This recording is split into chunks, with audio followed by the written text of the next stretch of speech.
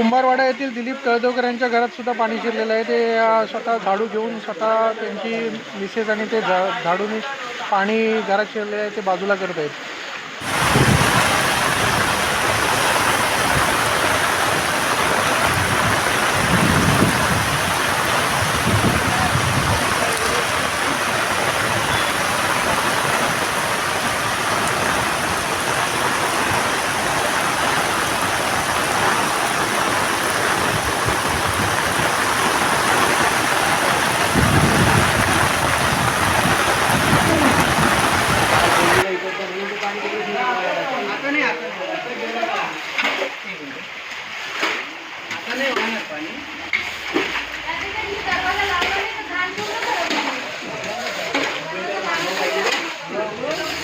शासनाने ताबडतोब याचे पंचनामे करावेत अशी आमची केळशीवाल्यांची सगळ्यांची मागणी आहे की पंचनामा करून यांना नुकसान भरपाई मिळावी। ही अशी परिस्थिती या पावसामुळे झालेली आहे। 1 ऑक्टोबर 2023 रोजी इतका पाऊस पडला आहे की जसं काय ढगफुटी झाल्यासारखा पाऊस केळशी गावात पडला।